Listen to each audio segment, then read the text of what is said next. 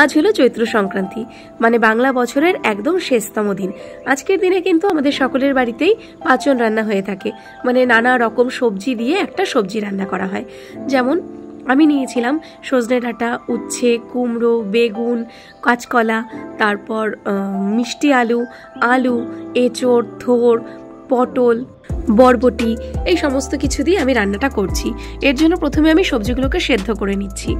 আর আমি এঁচোড় আর থোড় এই দুটোকে আমি আলাদা করে সেদ্ধ করছি, কারণ এই দুটো সেদ্ধ হতে একটু বেশি সময় লাগে। যাই হোক, সবজিগুলো সেদ্ধ করে নেওয়ার পর সবজিগুলোকে নামিয়ে নিয়েছি। আর এদিকে শুকনো কড়াইতে আমি ভেজে নিলাম জিরে, মৌরি আর গোটা ধনে। তো এগুলোকে ভেজে তুলে সরিয়ে নিয়েছি। আর কড়াইতে তেল গরম করে তাতে দিয়েছি তেজপাতা, শুকনো লঙ্কা আর পাঁচফোড়ন। আর এর মধ্যে আমি এখন দিয়ে দিচ্ছি কয়েকটা বাদাম। আসলে বাদামটা আগে ভেজে তুলে রাখা উচিত ছিল, কিন্তু আমার একদমই মাথায় ছিল না, তাই এর মধ্যেই বাদামটা ভেজে তুলে নিচ্ছি। আর এরপর আমি এতে দেব আদা বাটা, আর তাতে দিচ্ছি সামান্য একটু নুন। এই দিয়ে ভালো করে এটাকে নেড়েচেড়ে নিচ্ছি, মানে যতক্ষণ পর্যন্ত আদার ওই কাঁচা গন্ধটা চলে না যায় ততক্ষণ অবধি এটাকে ভেজে নিচ্ছি। তারপর এতে দিয়ে দিলাম সমস্ত সেদ্ধ করে রাখা সবজিগুলো। এবার এটাকে শুধু নেড়েচেড়ে নিতে হবে। আর এর মধ্যে দিলাম আমি আন্দাজ মতো নুন, হলুদ। এই দিয়ে এবার শুধুমাত্র আমার কাজ হচ্ছে নেড়ে চেড়ে নেওয়া। আর এখানে আমার একটুখানি মনে হয়েছিল একটু জলের প্রয়োজন, তাই আমি সামান্য একটু জল দিয়ে নিয়েছিলাম।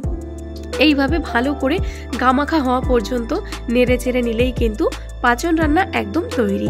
আর সব শেষে আমি দিয়েছি যে ভাজা মশলা, যেটা আমি ভেজে তুলে রাখলাম, সেটাকে গুঁড়িয়ে নিয়েছিলাম। তো এখন দিলাম সেই গুঁড়ো মশলাটা, তার সাথে দিচ্ছি একটুখানি ঘি আর দিচ্ছি সামান্য একটু চিনি। ব্যাস, এই নিয়ে ভালো করে আবারও নেড়েচেড়ে মিশিয়ে নিলেই কিন্তু পাঁচন একদম তৈরি। আর এটা কিন্তু গরম ভাতের সাথে খেতে ভীষণই ভালো লাগে। আমি আজকে এটা প্রথমবারই বানিয়েছি, মানে খেয়েছি এর আগে অনেকবার, কিন্তু নিজের হাতে সম্পূর্ণ বানানো এই প্রথম। আর এর মধ্যে কিন্তু একটু নারকেল কুচি করে ভেজে দিলেও বেশ ভালো লাগে খেতে, কিন্তু আমার তো ঘরে নারকেল ছিল না, তাই নারকেলটাকে বাদ দিয়ে রান্নাটা করলাম। আর এই রান্নাটা দেখতে যতটা সুন্দর হয়েছে, খেতেও কিন্তু ততটাই ভালো হয়েছিল। তোমাদের ভিডিওটা কেমন লাগলো অবশ্যই জানিও। ভালো লাগলে লাইক করে দিও, চ্যানেলটা সাবস্ক্রাইব করে দিও। আবারও দেখা হবে নতুন কোনো ভিডিওর সাথে। আজকের জন্য এইটুকুই। আর সকলকে জানাই শুভ নববর্ষের অগ্রিম শুভেচ্ছা। সকলে খুব ভালো থেকো, সারা বছর আনন্দে কাটিও।